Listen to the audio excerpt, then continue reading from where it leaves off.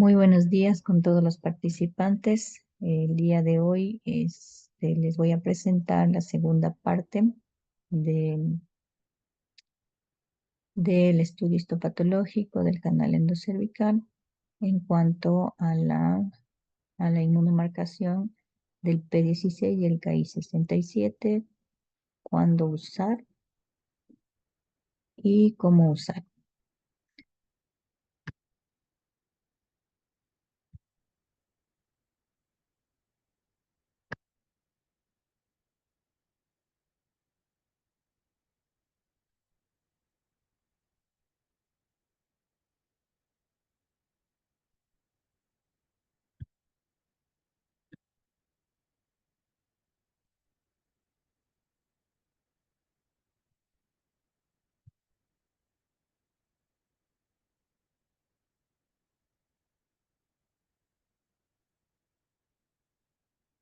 Perdón, ahora sí.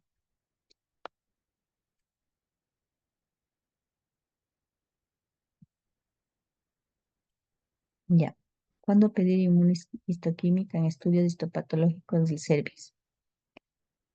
Tenemos puntos específicos en los cuales debemos pedir según el criterio de los patólogos y según las normativas que ya existen, ¿no?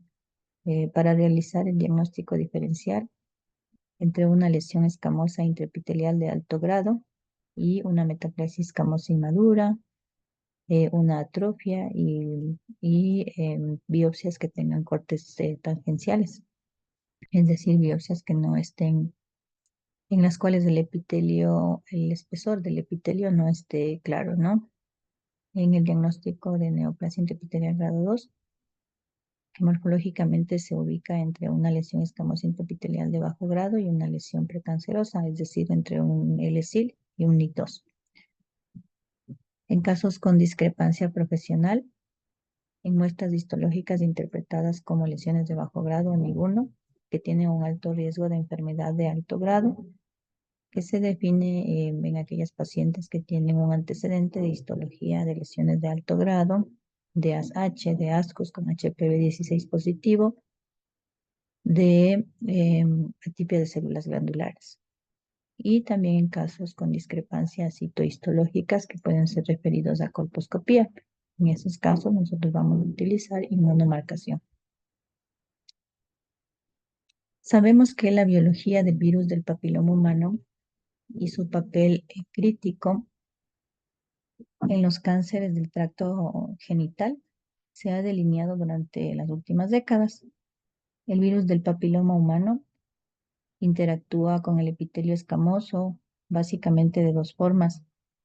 La primera forma es en el que el epitelio escamoso sustenta la producción de los viriones, pero las lesiones son transitorias. Históricamente estos procesos se han denominado lesiones de bajo grado, neoplasia intraepitelial de grado 1, displasia leve, o en el contexto arquitectónico apropiado, condiloma. Los epitelios escamosos infectados por el virus del papiloma humano producen una lesión morfológica de bajo grado en algún momento del ciclo vital completo del virus, aunque estas pueden pasar desapercibidas clínicamente. Por el contrario, la segunda forma de infección epitelial por el virus del papiloma humano se caracteriza por lesiones que se clasifican en términos generales como precáncer. Se trata de lesiones en las cuales pues, se rompe el control coordinado entre la expresión de genes virales y la diferenciación del epitelio.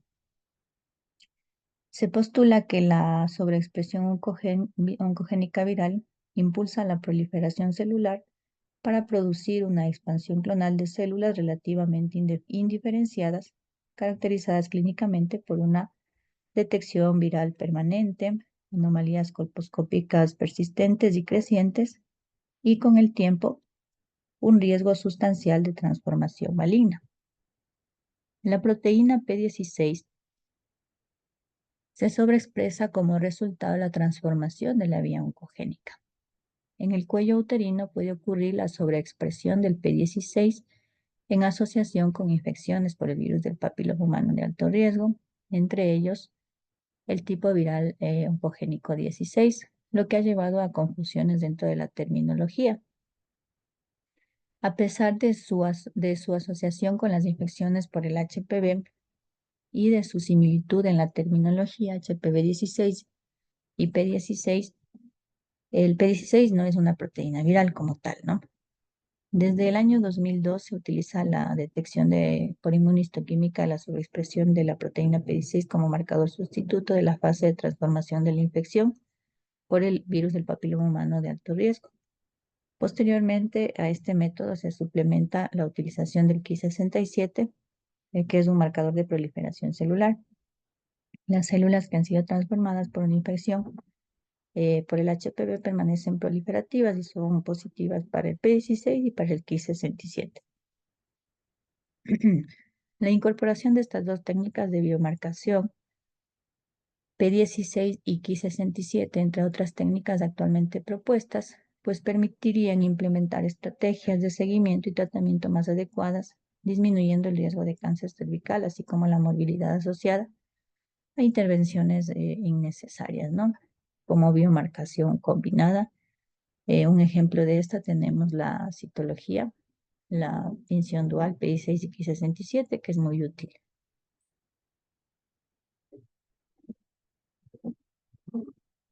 Ya, sabemos que la función de la colposcopía y la biopsia es identificar la enfermedad de alto grado.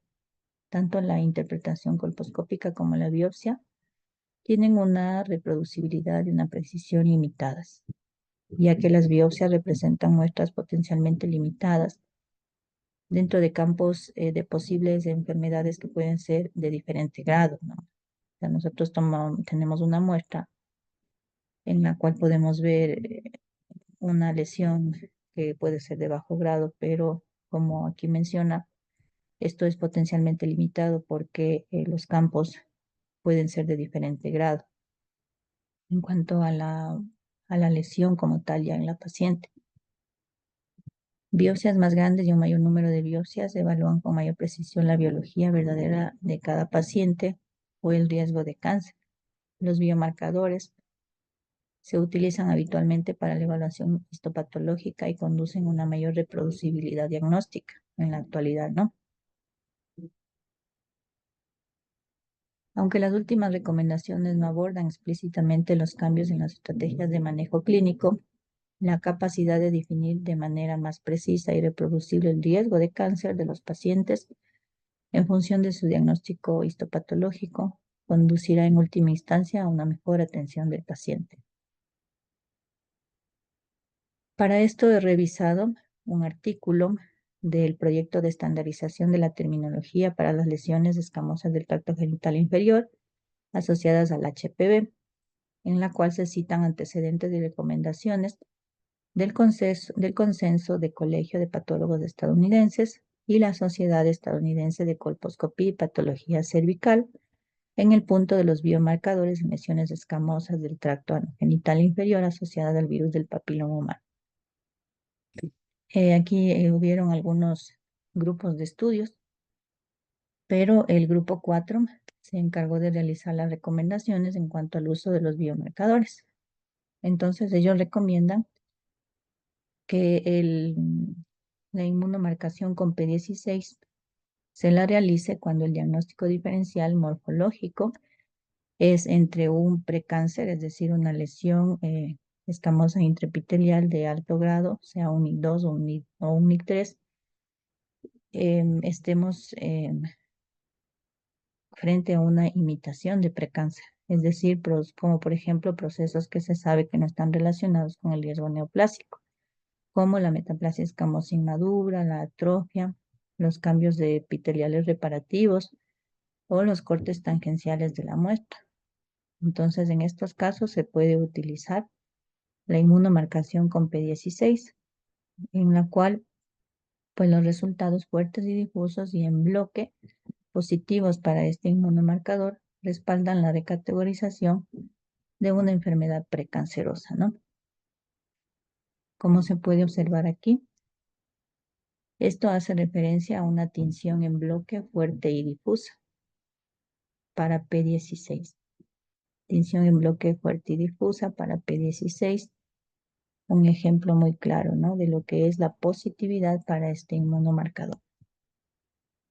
Aquí tenemos otro ejemplo, como se mencionó en la recomendación, en el caso de que exista una duda diagnóstica entre si estamos frente a una metaplasia escamosa inmadura o una lesión de alto grado NIC2, con más frecuencia, la tinción fuerte y difusa para el P16 pues hará que nosotros podamos recategorizar esta lesión, recategorizar esta biopsia como una lesión escamosa intraepitelial de alto grado.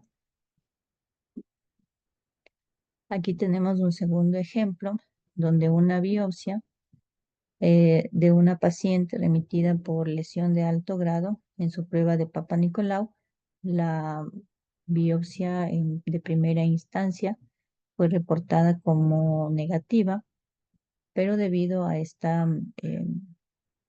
esta ¿cómo se dice? A, a, mm, a esta falta de correlación entre la citología y el resultado histológico, se realizó la tinción para P16, en la cual el pequeño fragmento que se observa acá en el círculo, pues a baja potencia ya se debe tener, ¿no? La sospecha de que de que probablemente ahí encontremos una lesión. Entonces se le realizó la inmunotinción para P16, resultando como fuerte y difusa, ¿no? Lo cual permitió, pues, que esta pequeña área sea recategorizada como lesión de alto grado. Claramente, el concepto de tinción en bloque continuo requiere un tamaño y una orientación del tejido adecuados y debe correlacionarse con el área de interés morfológico. Podemos tener pequeños fragmentos, cortes tangenciales, células individuales que flotan libremente y otros que pueden dar lugar a interpretaciones más subjetivas y variables. Pero en tales casos, lo mínimo sería que todas las células en cuestión estén fuertemente teñidas y morfológicamente ya estén bajo la consideración en el diagnóstico diferencial de una lesión de alto grado. Entonces, eso es lo principal, ¿no? Que nosotros antes de solicitar una inmunomarcación tengamos la sospecha pues histológica de que probablemente en ese sitio podamos tener una lesión de alto grado y con la de inmunotinción se pueda realizar la recategorización de la biopsia. La tinción nuclear, focal o en parches no es específica y se puede observar en metaplasia escamosa reactiva, así como en una enfermedad de bajo grado. Todos los demás patrones de tinción descritos, como solo citoplasmático, tenue, en forma de gota, en charcos dispersos o en células individuales y otros, se definen como negativos, como se puede observar en la imagen, ¿no? Es una tinción para P16 que no es fuerte y difusa como en las imágenes anteriores, simplemente son focales, solo nucleares, que son categorizadas como negativas. Ya, en la recomendación 2 del grupo 4, si el patólogo está considerando una interpretación morfológica mediante hematoxilina o eosina de una lesión de alto grado NIC2 según la terminología antigua, que es una lesión biológicamente equívoca que se encuentra entre los cambios morfológicos de una infección de HPV, es decir, una lesión de bajo grado y un precáncer. Ahí nosotros podemos solicitar el P16 para ayudar a aclarar el diagnóstico. Los resultados fuertes y difusos en bloque para P16 respaldan la categorización de precáncer. La tinción negativa o tinciones que no sean en bloques o sin bloque positivo favorecen fuertemente la interpretación de una lesión de bajo grado o una patología que no está asociada al HPV. Es decir, que se debe utilizar la tinción, la inmunomarcación para P16 en caso de que, como patólogos, estemos ante la duda de si la lesión que estamos viendo es un NIC2 o es un LIE de bajo grado. Como se puede observar aquí, es un corte tangencial de una muestra donde nos queda la duda de si la lesión que estamos observando es un Lie de bajo grado o es un NITOS. Como podemos observar, se le corre el P16 y se confirma pues la tensión débil y en parche, lo cual nosotros nos lleva a un diagnóstico de una lesión de bajo grado. Es un claro ejemplo de cuando utilizar un P16 y es importante saber que el P16 no debe usarse si el diagnóstico diferencial morfológico mediante hematoxilina eosina es entre una enfermedad de bajo grado y una biopsia negativa, ya que esta puede ser P16 negativo y la positividad del P16 no es una definición del IE de bajo grado en cualquier nivel que se encuentre.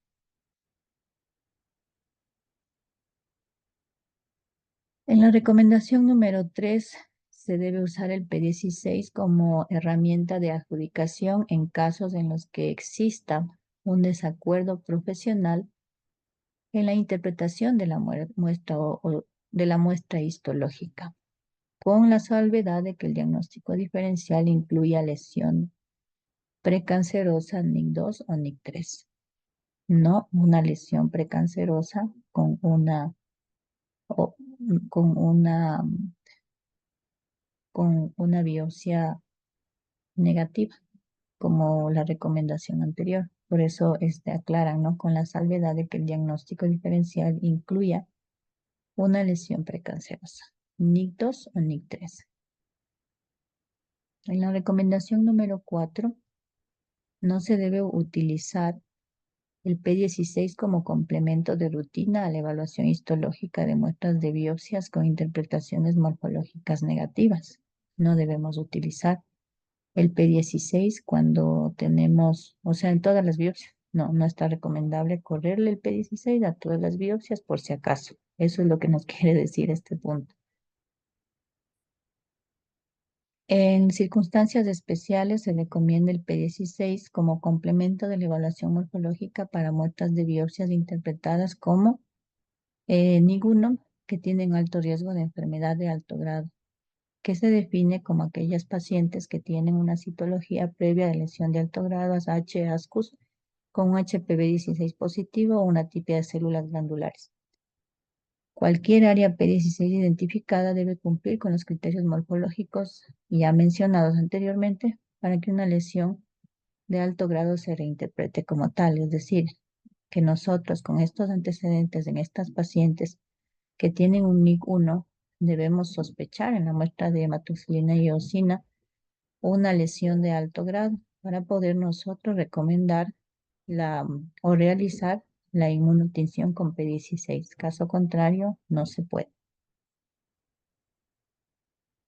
Por lo tanto, el uso del P16 puede respaldar eficazmente el uso de un sistema de clasificación de dos niveles, ¿no? A magnitud estimada de la utilización de la inmunohistoquímica de P16 cuando se utiliza según las recomendaciones de este grupo. Es para menos del 25% de todas las muestras de biopsias cervicales. Esto quiere decir que no a todas las muestras que me vienen de biopsias de cervix les voy a correr un P16 por si acaso. No, clara, la recomendación es muy clara. Debemos tener la sospecha y debemos tener los criterios claros para nosotros poder hacer la solicitud de un P16 para un diagnóstico más correcto, ¿no? De todas las muestras de biopsia cervical. Y así pues mejorará la sensibilidad y la coherencia de los diagnósticos.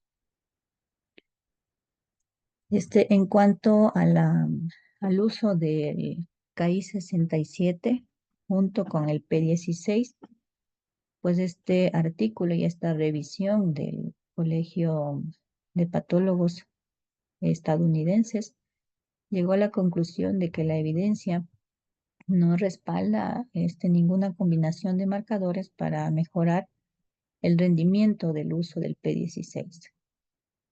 Varios estudios abordaron que el uso del P16 en combinación con el KI 67 pues no mejora la sensibilidad y el rendimiento de esta prueba. Por lo tanto, no se recomienda la adición de rutina del KI67 como un marcador de manera simultánea junto con el P16. Por lo tanto, actualmente no se recomienda su uso en cuanto a los estudios histopatológicos.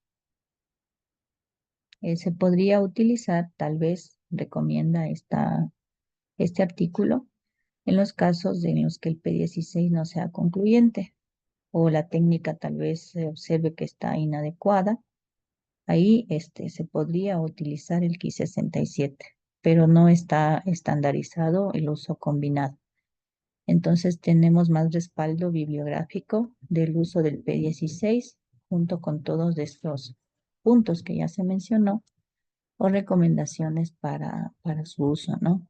Entonces eso hay que tomar en cuenta cuando se lea los estudios histopatológicos y se tenga los resultados de la inmunistoquímica. Entonces, para de esa manera manejar de forma correcta las biopsias y dar diagnósticos adecuados y para que el manejo de las pacientes sea llevado de forma correcta y evitemos hasta cierto punto los errores o los diagnósticos inadecuados. Si no se tiene al alcance el uso del P16, pues se puede recomendar para que se pueda realizar y tener un diagnóstico más certero. Entonces, eso en cuanto al uso de la inmunistoquímica, P16 y KI67. Muchas gracias.